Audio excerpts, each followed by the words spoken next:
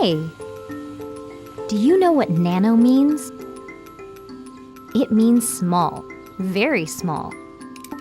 It is 1,000,000 times smaller than the smallest measure on a ruler.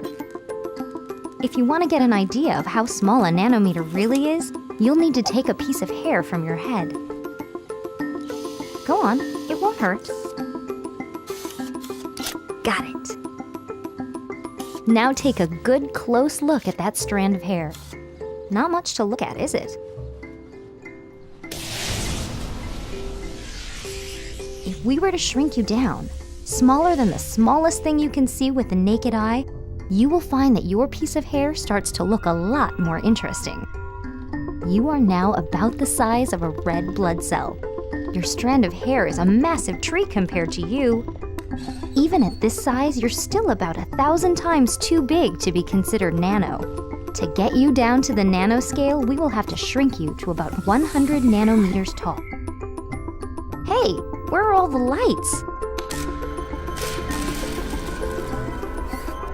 You are now smaller than the wavelength of visible light. You are practically invisible. But for the sake of demonstration, I think we should turn on some lights. At this size, the red blood cell is 1,000 times bigger than you are. It is like an enormous stadium. Welcome to the nanoscale. You could probably hold a common cold virus in your hands quite comfortably now. The rhinovirus is only about 30 nanometers across and is nearly impossible to see next to the red blood cell. A red blood cell is too big to be considered nano. However, it's made up of all kinds of nanomaterials.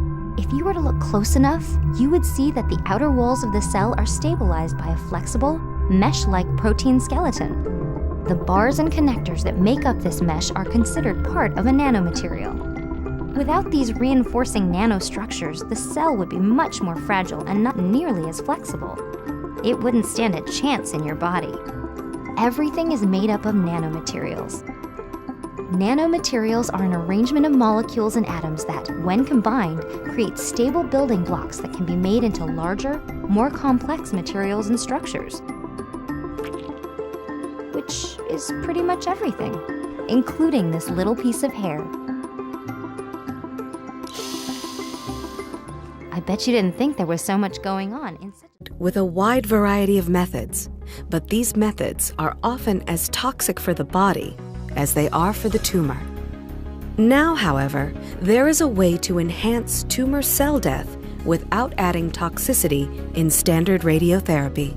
Nano X-ray nanoparticles are incredibly small crystals, so tiny that 5,000 could fit around the perimeter of a human hair. These crystals are surrounded with a soft protective layer, minimizing unwanted interaction with the body and suspended in a water-based solution. In nano X-ray treatment, the particle suspension is injected with a standard syringe directly into a tumor, where the nanocrystals accumulate and wait for activation. At this point, the patient that received nano X-ray has a major advantage over a standard radiotherapy patient. That's because during standard radiotherapy treatment, the body is exposed to X-rays. X-rays react with water to produce free radicals, which in turn destroy DNA and other molecular structures, killing cells. Unfortunately, these free radicals destroy healthy cells just as well as cancer cells, and radiotherapy is therefore limited by the healthy tissue's damage. But in nano X-ray therapy, standard X-rays activate the nano X-ray particles in the patient's tumor.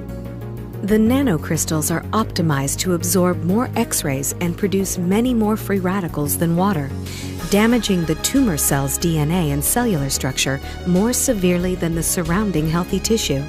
Because of the nanoparticles, the X-ray's effect is amplified and localized within the tumor, allowing for a targeted strike against cancerous cells. While healthy tissues receive the standard dose of radiation, the tumor dies much more quickly. Just one injection of nanoparticles can amplify several radiotherapy sessions, shrinking the tumor over time.